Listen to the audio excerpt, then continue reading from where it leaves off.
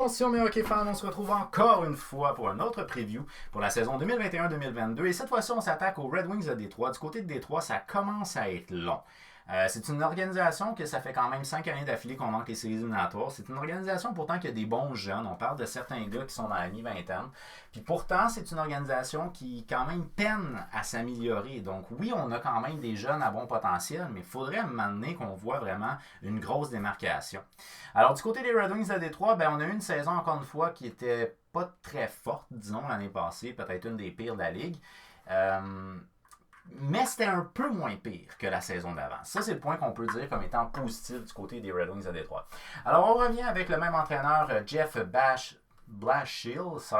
et le directeur général Steve Yzerman. En 2019-2020, l'organisation, en 71 matchs, avait 17 victoires, 49 défaites, 5 défaites en prolongation. Donc, 17 victoires, 54 défaites totales.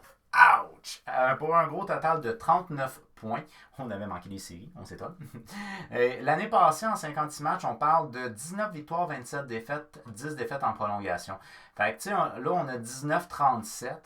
Et ce qui nous donne ce qui nous donne un nombre de points de 48 points. Fait en 56 matchs, on a fait 48 points par opposition à la saison 2019-2020. En 71, on avait fait 39. C'était un peu moins pire, mais il reste que ça a quand même été difficile du côté de Détroit. Et je veux bien qu'il y ait eu des blessures, but still, ça a quand même été difficile du côté de Détroit. Étonnamment, par contre, les deux gardiens de but s'en sont quand même relativement bien sortis. J'ai pas gardé là, les statistiques de Jonathan Bernier. Mais Jonathan Bernier était dans les 900 quelques d'efficacité lui aussi. Alors malgré le fait que l'organisation accordait beaucoup de buts, puis qu'elle en comptait très peu, les deux gardiens de but l'année passée, Grice 912 puis Jonathan Bernier qui était dans les 900 quelque chose aussi, ont quand même pas mal fait.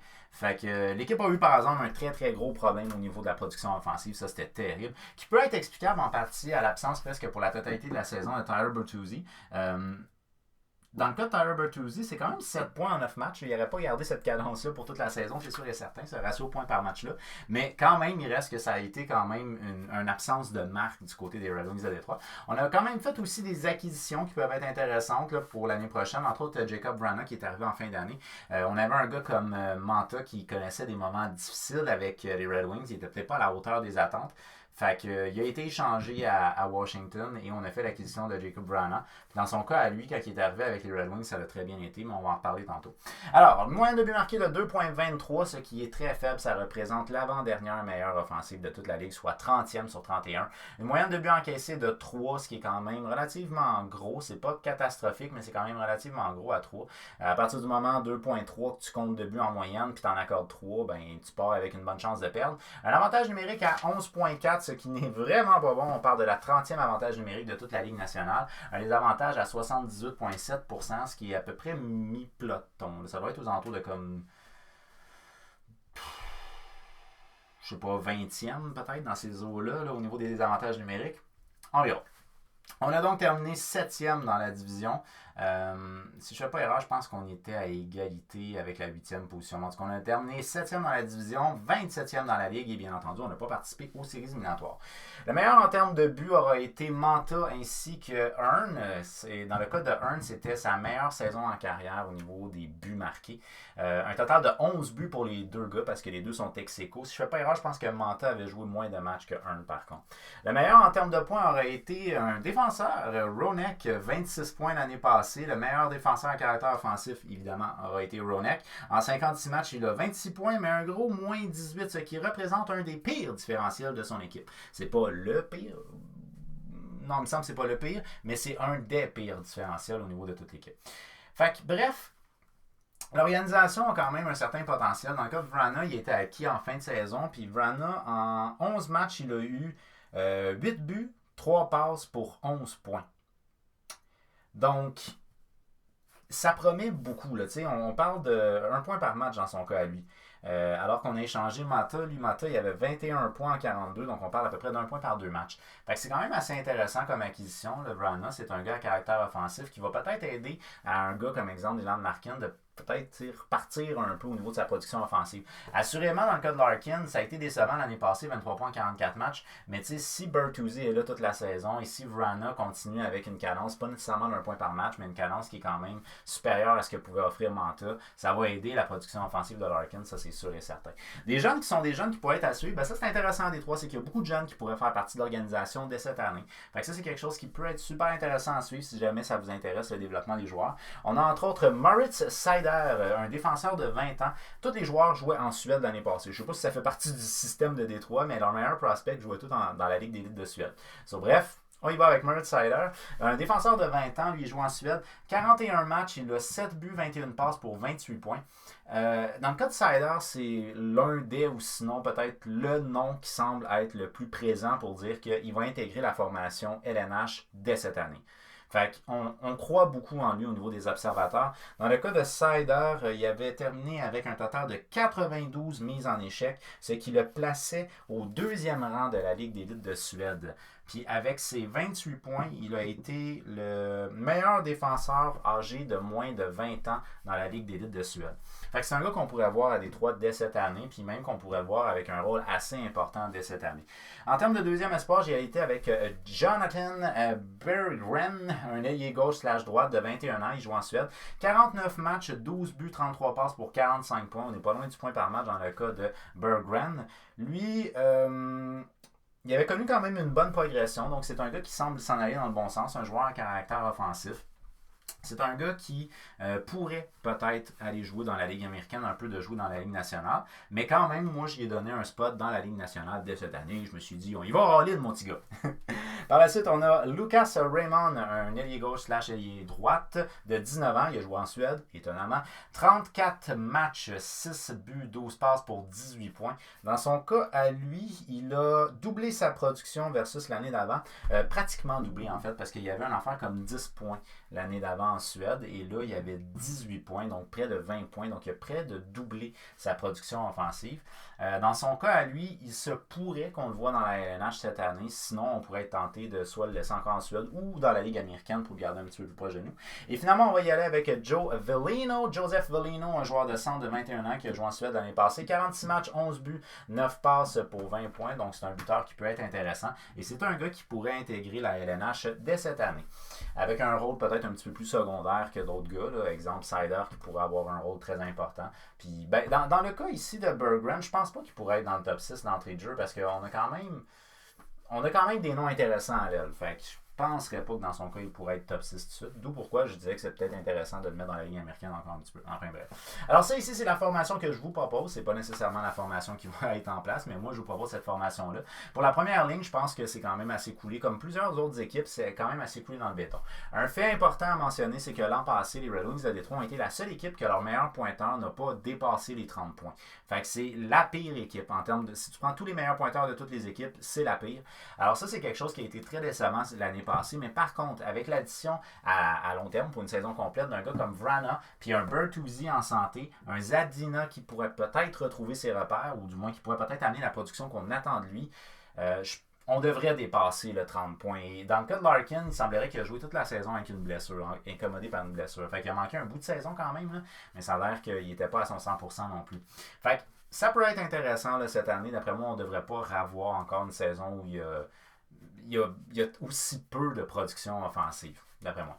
Jacob Vrana, premier ailier gauche, 36 points en 50 matchs l'année passée. Il a joué quand même une bonne partie de la saison avec les Capitals de Washington, mais il a un rôle plus important avec les Red Wings de Détroit, donc peut-être plus d'utilisation. C'est intéressant pour lui.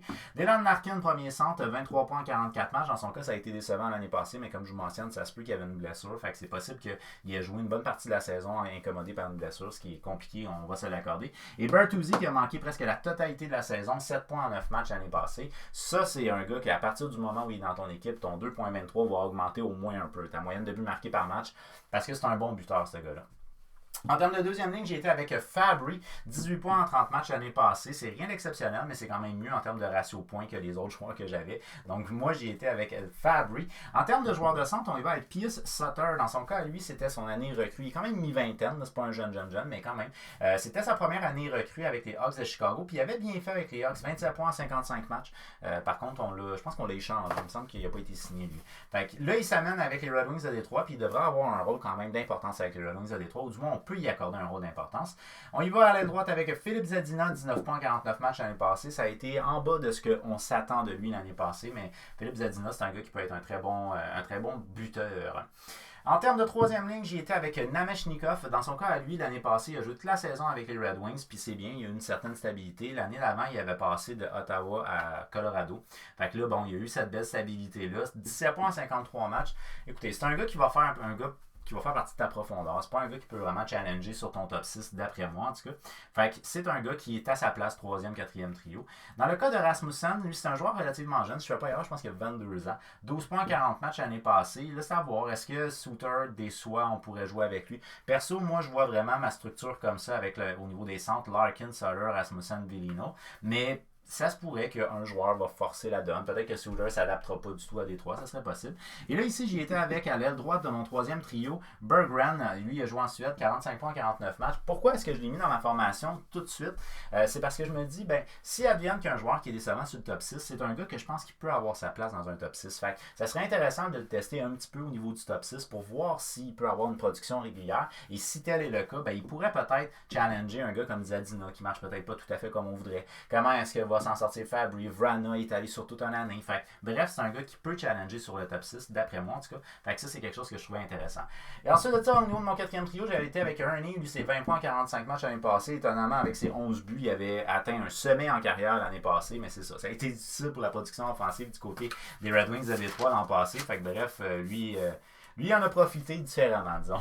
Par la suite, j'y vais avec Joe Villino. Lui, il joue en Suède l'année passée, mais il a joué un petit peu dans la Ligue nationale, 1 point en 5 matchs. Et Sam Gagné, finalement, à la droite de mon quatrième trio. Lui, c'est 15 points en 42 matchs. J'y vais cote avec Roney et Stephen.